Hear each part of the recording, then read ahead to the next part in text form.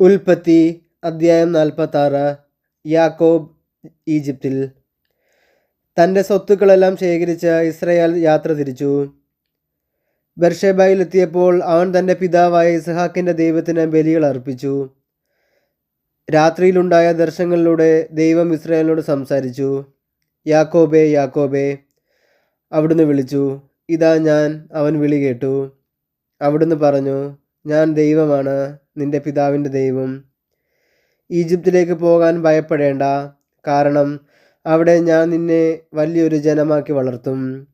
ഞാൻ നിന്റെ കൂടെ ഈജിപ്തിലേക്ക് വരും, നിന്നെ തിരികെ കൊണ്ടുവരികയും ചെയ്യും. മരണസമയത്ത് ജോസഫ് നിന്നെ ശുശ്രൂഷിക്കും. യാക്കോബ് ബെർഷേബയിൽ നിന്ന് യാത്രയായി. ഫറവോ കൊടുത്തയച്ചിരുന്ന രഥങ്ങളിൽ ഇസ്രായേലിൻ്റെ മക്കൾ പിതാവായ യാക്കോബിനെയും തങ്ങളുടെ കുഞ്ഞുങ്ങളെയും ഭാര്യമാരെയും കയറ്റിക്കൊണ്ടുപോയി.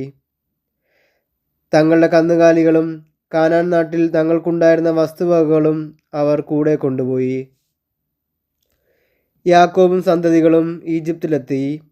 പുത്രന്മാരെയും അവരുടെ പുത്രന്മാരെയും പുത്രിമാരെയും പുത്രന്മാരുടെ പുത്രിമാരെയും തൻ്റെ സന്തതികൾ എല്ലാവരെയും അവൻ ഈജിപ്തിലേക്ക് കൊണ്ടുപോയി.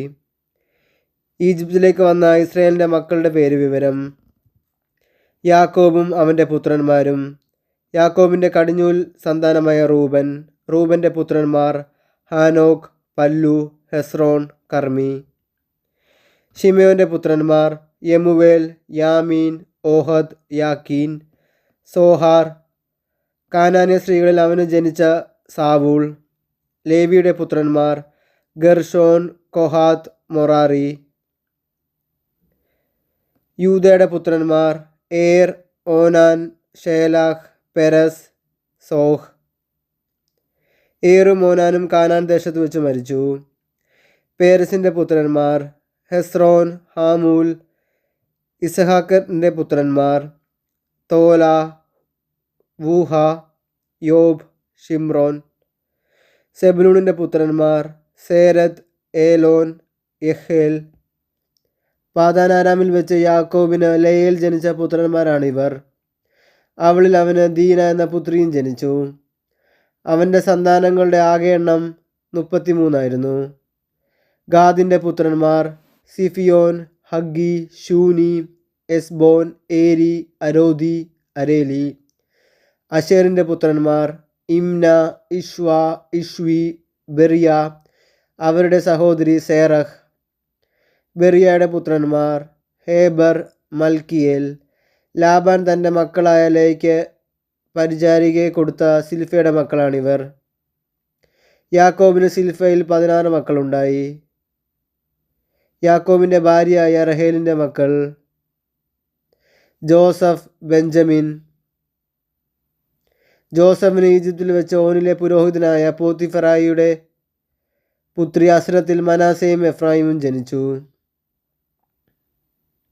ബെഞ്ചമിൻ്റെ പുത്രന്മാർ ബേല, ബെക്കേർ, അഷ്ബേൽ, ഗേര, നാമാൻ, എഹിറോഷ്, മൂപ്പീൻ, ഹൂപ്പീം, ആരേദ്. യാക്കോബിന് റാഹേലിൽ ജനിച്ച മക്കളാണ് ഈ 14 പേരും. ദാനിൻ്റെ പുത്രൻ ഹൂഷീം. നഫ്താലിയുടെ പുത്രന്മാർ എഹ്സേൽ, ഗൂനി, യെസേർ, ഷില്ലേം. ലാബാൻ തൻ്റെ മകളായ റാഹേലിന് കൊടുത്ത ബിൽഹ എന്ന പരിചാരികയിൽ യാക്കോബിനുണ്ടായ പുത്രന്മാരാണ് 7 പേർ. പുത്രന്മാരുടെ ഭാര്യമാരെ കൂടാതെ യാക്കോബിൻ്റെ കൂടെ ഈജിപ്തിലേക്ക് വന്ന അവൻ്റെ സന്താനങ്ങൾ 66 പേരാണ്. ഈജിപ്തിൽ വെച്ച് ജോസഫിന് 2 പുത്രന്മാർ ജനിച്ചു. അങ്ങനെ ഈജിപ്തിലേക്ക് വന്ന യാക്കോബിൻ്റെ കുടുംബക്കാർ ആകെ 70 പേരാണ്. ഗോശേനിലേക്കുള്ള വഴി കാണിക്കണമെന്നാവശ്യപ്പെട്ടുകൊണ്ട് യാക്കോബ് ജോസഫിൻ്റെ അടുത്തേക്ക് യൂദായെ മുൻകൂട്ടി അയച്ചു. അവർ ഗോശേനിൽ എത്തിച്ചേർന്നു. ജോസഫ് തൻ്റെ പിതാവായ ഇസ്രായേലിനെ എതിരേൽക്കാൻ രഥമൊരുക്കി ഗോശേനിലെത്തി. അവൻ പിതാവിനെ കെട്ടിപ്പിടിച്ച് ദീർഘനേരം കരഞ്ഞു.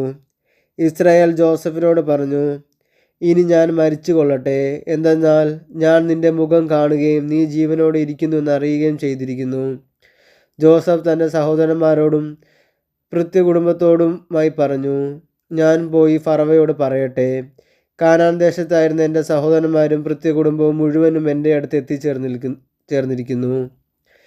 ഇവർ ഇടയന്മാരാണ്. കാലിമേയ്ക്കലാണ് ഇവരുടെ തൊഴിൽ. ആടും മാടും അവർക്കുള്ളതൊക്കെയും അവർ കൂടെ കൊണ്ടുവന്നിട്ടുണ്ട്. ഫറവോ നിങ്ങളെ വിളിച്ച് നിങ്ങളുടെ തൊഴിൽ എന്താണെന്ന് ചോദിക്കുമ്പോൾ അങ്ങയുടെ ദാസന്മാർ ചെറുപ്പം മുതൽ ഇന്ന് വരെയും കാലിമേയ്ക്കുന്നവരാണ്. ഞങ്ങളുടെ പിതാക്കന്മാരും അങ്ങനെയായിരുന്നു എന്ന് പറയണം. അങ്ങനെ പറഞ്ഞെങ്കിലേ ഗോശേൻ നാട്ടിൽ നിങ്ങൾക്ക് പാർക്കാൻ ഒക്കൂ. കാരണം ഇടയന്മാരോട് ഈജിപ്തുകാർക്ക് അവജ്ഞയാണ്.